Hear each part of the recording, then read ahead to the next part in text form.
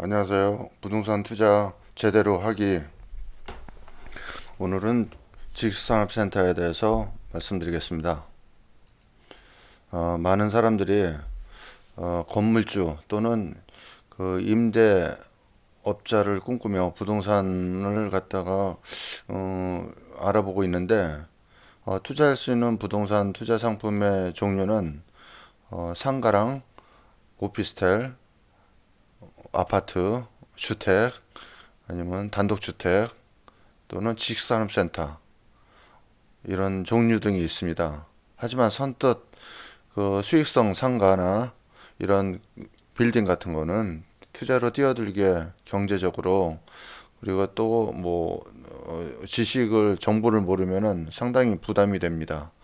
그래서 투자 시 가장 수익률이 높고 관리가 그래도 편한 지식산업센터에 대해서 투자하라고 말씀드리고 싶은데, 이것은 지식산업센터는 같이 동일 건축물의 제조업, 지식산업 및 정보통신산업을 영위하는 자와 지원 시설이 복합적으로 입주할 수 있는 그 3층 이상의 집합 건축물로서 6개 이상의 공장이 입주할 수 있는 건축물을 말합니다. 일반적으로 아파트형 공장이 많이 알려져 있어서 일반인들이 공장에 투자할 수 있나요? 이렇게 물어보시는데, 투자할 수 있는 상품입니다. 알고 보면 쉽게 투자할 수 있는 곳이 바로 지식산업센터다라고 말씀드릴 수 있습니다. 정부가 부동산 시장을 규제하기 위해 잇따라 부동산 대책을 발표하면서 사실상 일반 주택에 투자하기가 어려워졌습니다.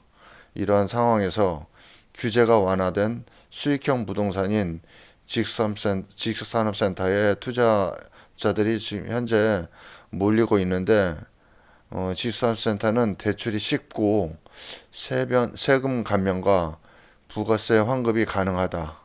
그리고 또한 수익률이 좋고 다른 부동산보다 다양한 가격대 덕분에 소액 투자가 가능하기 때문에 요새 잘만 고르면 각광받고 있는데,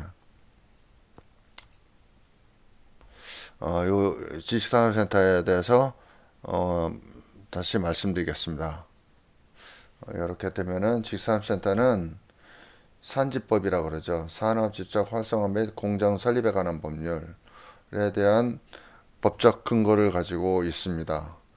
보통 지식산업센터는 제조, 정보통신, IT, 소프트웨어, 스타트업 이런 주로 첨단 업종들이, 제조형 첨단 업종들 아니면은 제조 뺀 나머지 첨단 업종들이 들어와서 입주하게 되는데, 그 입주하게 되는 시설에는 지원 시설이라는 게 있습니다. 지식산업센터를 지원하기 위한 시설인데, 거기에는 근리상가, 상가, 기숙사 이런 게 한 보통 2, 30% 정도, 전체 면적의 연면적의 한 2, 30% 정도 포진해 있습니다. 왜냐면은 이 안에 외부 인사라든지 아니면은 이 안에 직원들이 생활하기 편하게 병원이라든지 극장, 어린이집 이런 상가, 음식점, 피트니스 센터, 운동시설,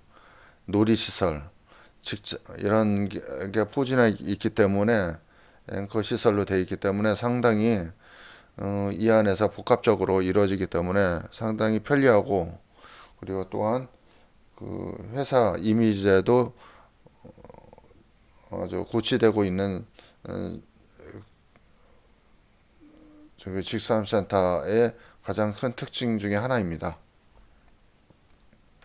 현재는 개별 공장에서 이런 집적화된 이런 토지 이용의 교육화 및 관리 운영이 편하기 때문에 지식센터가 각광받고 있는 것입니다.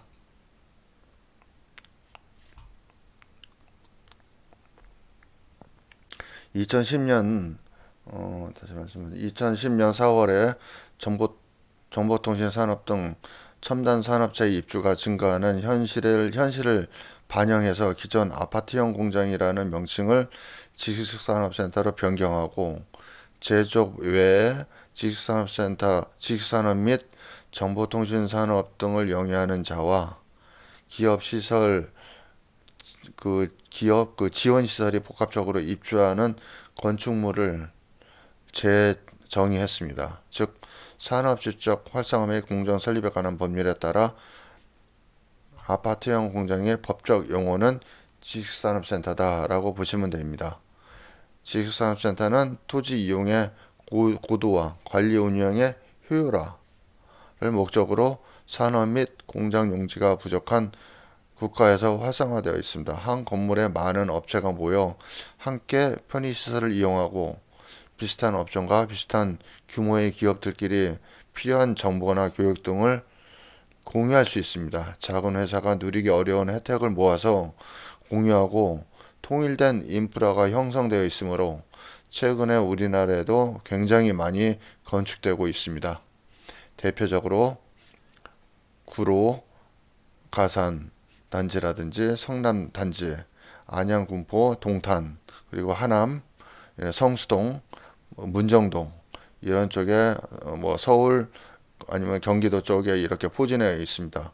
법적으로 지식산업센터에 들어갈 수 있는 시설은 제조업, 지식기반산업, 정보통신산업, 그 밖에 특정 산업의 집단화와 지역경제의 발전을 위해 산업단지 관리기관 또는 시장군수구청장이 인정하는 사업을 운영하는 시설이다. 이렇게 되어 있는데 법적으로는 이건 따로 말씀드리겠습니다. 나중에 산업단지 안에 들어갈 수 있는 지식산업센터가 있고 아니면 그 성수동, 문정동 이런 쪽에 시장군수구청장이 허가내주는 인정하는 사업을 운영하기 위한 시설 등 두 가지로 현재 크게 분류되어 있습니다.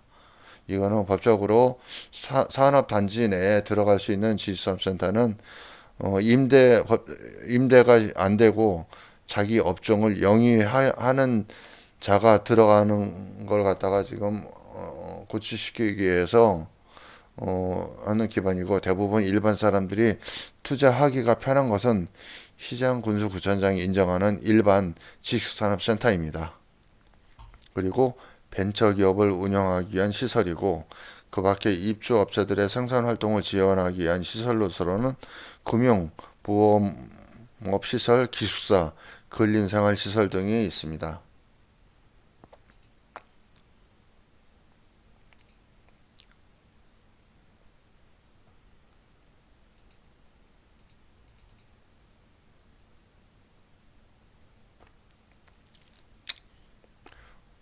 실제 제품을 생산할 수 있는 공장, 사업 또는 스타트업의 사무실, 제품이나 서비스를 연구하는 연구실 정도로 보면 됩니다. 주거용 주택과 지식산업센터는 어떤 차이가 있을까요? 주거용 주택은 지식산업센터의 차이는 주거용과 상업용 건물의 세금 차이로 보면 이해가 쉽습니다. 취득세를 먼저 살펴보면은 주택의 경우는 취득세가 1.1%에서 3.5% 정도 되지만은 지식산업센터는 일반 건축물로 취득세가 4.6%입니다. 다만 지식산업센터를 직접 분양받아 사업 목적으로 사용하는 경우에는 보통 취득세 50%가 감면해 줍니다. 또한 주택의 경우 일정 금액 6억 원, 1세대 1주택에는 9억 원 이상 소유하면은 종합부동산세가 부과되나 지식산업센터는 뭐 1가구 1주택 그런 게 없습니다. 전매도 무제한 자유로이 전매가 가능하고 그래서 지식산업센터는 종합부동산세가 없습니다. 다음으로 양도세를 살펴보면은 주택의 경우 단기 매도 시 1년 미만 40%, 1년 이후 일반 세율이 적용되지만 지식산업센터는 1년 미만은 50%, 1년 이상 2년 미만은 40%, 2년 이후에는 일반 세율이 적용됩니다. 다만 지식산업센터의 소유 목적이 매도보다는 다달이 월세를 받는 수익형이기 때문에 큰 상관은 없습니다. 주택은 다주택자의 경우 규제지역, 조정지역, 투기지역, 투기과열지구의 경우 10에서 10 내지 20%의 중과세 되지만은 지식산업센터는 지역에 상관없이 중과세가 없습니다. 주택의 경우 아직 사업자가 필요 없을 수도 있지만은 지식산업센터는 자기 사업을 하거나 임대 사업 시 반드시 사업자 등록이 필요합니다. 직장에 속해 있지 않은 사람들은 사업자가 되므로 발생 수입에 따라 4대 보험이 부과될 수가 있습니다. 주택은 2019년부터 연 2천만 원 이하는 분리과세 14%가 부과되지만 지식산업센터 같은 상업용 건물은 단 1원이라도 종합소득세에 합산됩니다. 이 점이 주택과 틀린 점입니다.